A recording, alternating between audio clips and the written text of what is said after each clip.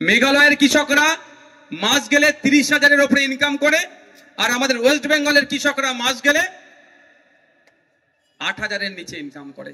এই বৈষম্যতা কিভাবে দূর করা যাবে? দেখলে দেখা যাবে মেঘালয়ে 360 হেক্টর মতো মাত্র জমি আছে, আর আমাদের ওয়েস্ট বেঙ্গলে 80 লক্ষ হেক্টর জমি আছে। ইনকাম কত জানেন আপনারা? কৃষিকাজ তো এখানে শহরের মানুষ কত করে না, কিন্তু আপনাদেরও জ্ঞাতার্থে জেনে রাখা দরকার।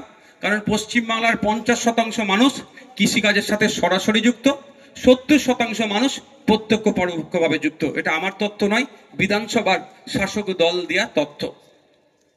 আমাদের পশ্চিমবাংলার কৃষকরা এত ইনকাম করে, 22 নম্বর রাজ্য আমরা ইনকামের দিকে পরিবার পিছু।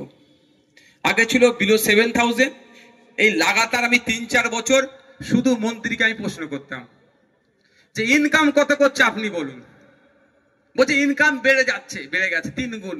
আমি বলতাম ফিগার কত বলুন, ফিগার বলতো না, আর শুধু বলতো 3 গুণ বেড়েছে। যতবার জিজ্ঞাসা করেছি বলে 3 গুণ বেড়েছে, ফিগার বলতো না।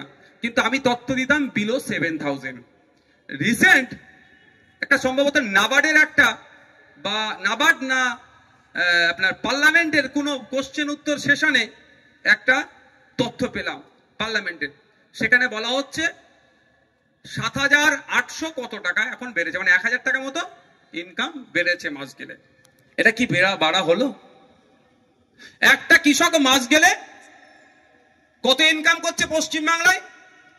এই 8,000-এর নিচে। কেন? হরিয়ানার কৃষকরাও কৃষক, ওয়েস্ট বেঙ্গলের কৃষকরাও কৃষক। হরিয়ানার কৃষকরা মাস গেলে 18,000 টাকা ইনকাম করে। জম্মু কাশ্মীরের আমরা নাম জানি তো, খুব চর্চিত।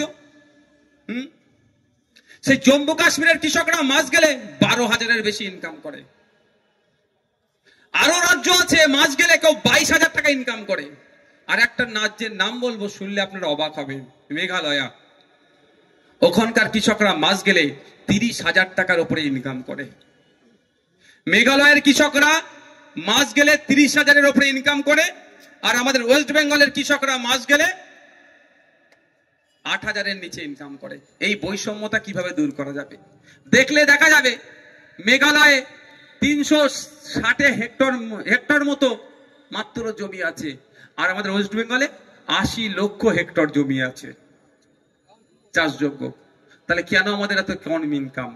মধ্যখানে দালাল ফই ভরে ভর্তি হয়ে গেছে।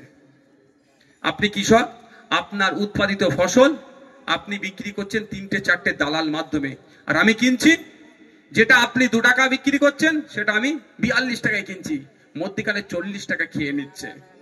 এই দালাল ফই ভরের ব্যবস্থাটা আমাদেরকে বন্ধ করতে হবে।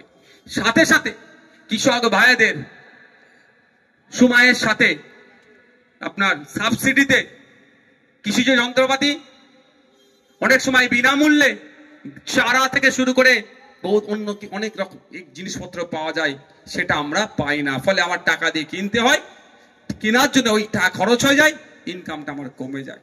তাই বন্ধুগণ, আপনাদের বলবো যে আমাদের সজাগ সতর্ক থাকতে হবে।